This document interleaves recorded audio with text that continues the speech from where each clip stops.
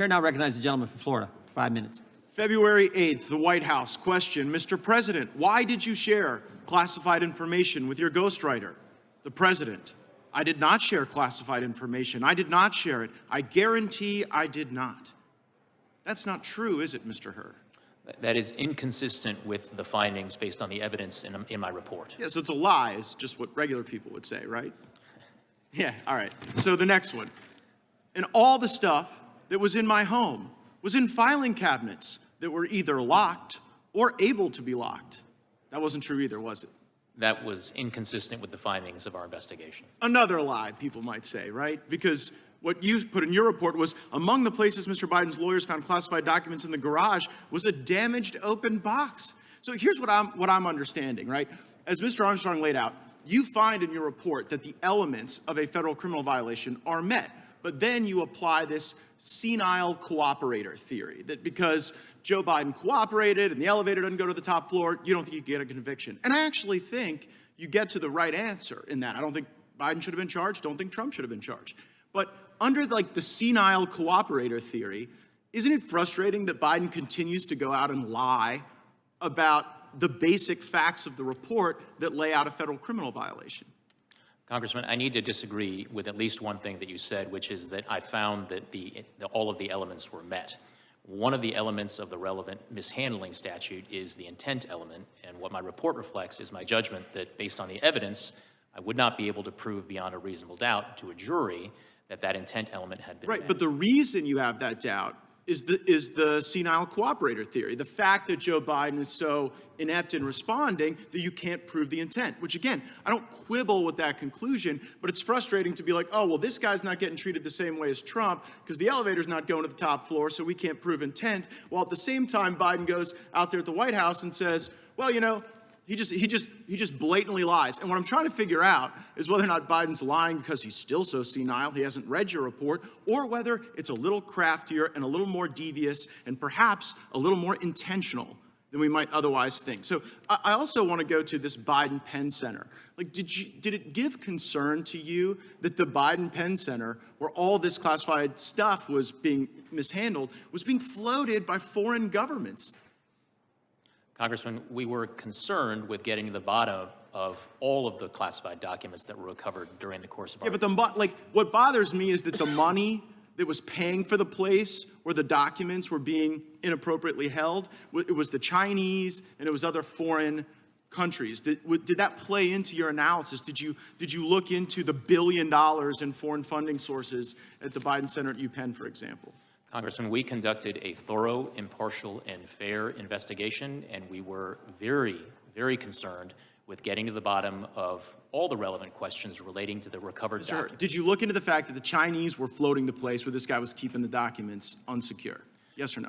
Congressman, to the extent that we identified evidence that was relevant and significant to our investigation, we put it in our report. Okay, well, it seemed relevant to me, maybe not to you. Another thing that seemed relevant to me is this ghostwriter, right? So the ghostwriter purposefully deletes this evidence that seems to be show culpability of Biden's crimes, and you don't charge him. Why did you not charge the ghostwriter with obstructing justice and deleting evidence? Well, for a number of reasons that are laid out in the report, but in brief, Congressman, yes, when we interviewed the ghostwriter, he did tell us, and I'm trying to get the exact language, that one of the things on his mind, one of the things he was aware of, was that I had been appointed special counsel and was conducting an investigation. Right, so he didn't, just so everybody knows, the ghostwriter didn't delete the recordings just as a matter of happenstance. Ghostwriter has recordings of Biden making admissions of crimes. He then learns that you've been appointed. He then deletes the information that is the evidence, and you don't charge him. That is reflected in the report, and one of the reasons— what does somebody have to do to get charged with obstruction of justice by you? If deleting the evidence of crimes doesn't count, what would meet the standard? So, Congressman, as we state in the relevant chapter of the report, one of the things that Mr. Zwanitzer did not delete was transcripts of the recordings that he had created that included inculpatory evidence relating to Mr. Biden. Oh, so if you destroy some evidence but not other evidence, that somehow absolves you of the evidence you destroy? Here's what I see. Zwanitzer should have been charged, wasn't. Biden and Trump should have been treated equally. They weren't. And that is the double standard that I think a lot of Americans are concerned about. I see my time's expired. I yield. How could that possibly happen? How could anyone be that irresponsible? And I thought, what data was in there that could compromise sources, methods, and it's just totally irresponsible? That is President Biden's statement about Donald Trump and the classified documents. Now, Mr. Hur, classified documents were found at the Penn Biden Center? That's correct. They were found in President Biden's garage? In Wilmington, Delaware, yes. And in his basement den? Also in the same home, yes. In his main floor office? Correct. And his third floor den? Correct. At the University of Delaware? Correct. And at the Biden Institute? Correct. All right. And the elements of the crime for this, I mean, we get into all of this, but the elements of the crime are pretty simple, right? President Biden had unauthorized possession of a document, writing, or note. That's correct. Correct. And that the document, writing, or note related to national defense. Correct. And that the defendant, and we may talk about the willfully part here in a second, retained the document, writing, or note and failed to deliver it to an employee or officer entitled to receive it. Correct. There is a willfulness intent element, as you say. But those are the elements of the crime. Including the intent element, yes. And there are at least two different quotes, right, where he told his ghostwriter, and this is in your report, in a matter of fact, and this is February 16, 2017, that he had just found all this classified stuff downstairs. He did make that statement that was captured on an audio recording. And on April 10th, 2017, Biden read aloud a classified passage related to a 2015 meeting in the Situation Room. That is in the report, yes. And these are national security documents, Afghanistan, I mean, has been mentioned a whole bunch of those things, right? Correct.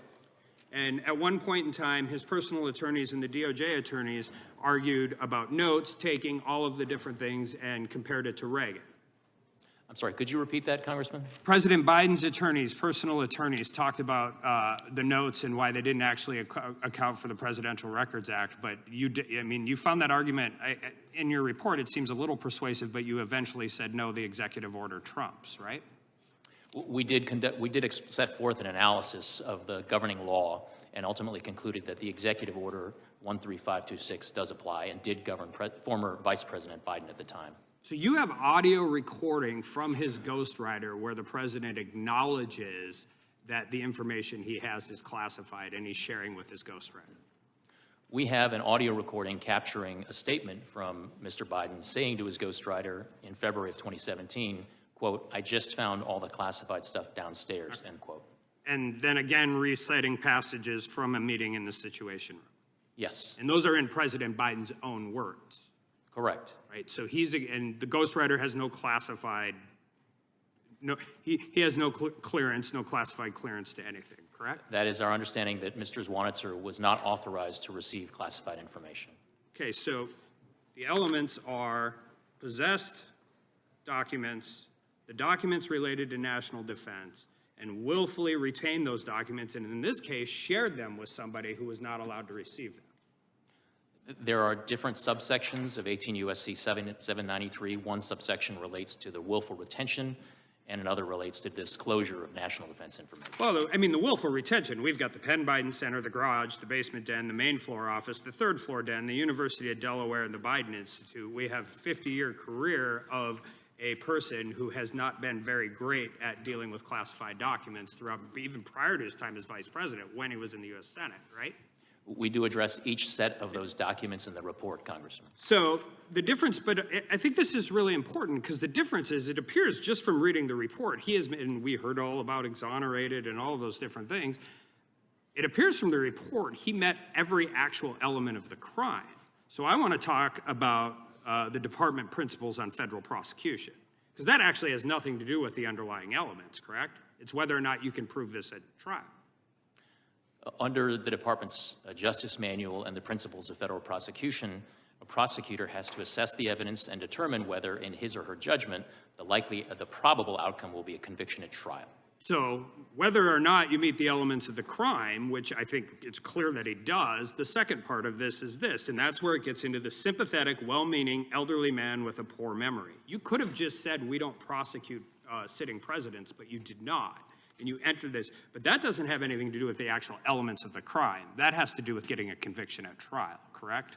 Well, Congressman, part and parcel of a prosecutor's judgment as to whether or not a conviction is the probable outcome of trial is assessing how the evidence identified during the investigation lines up with the elements and what proof can be offered to a jury during a trial.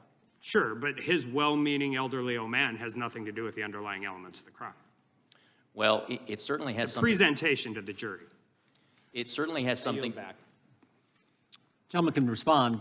It certainly has something to do with the way that a jury is going to perceive and receive and consider and make conclusions based on evidence at trial, Congressman.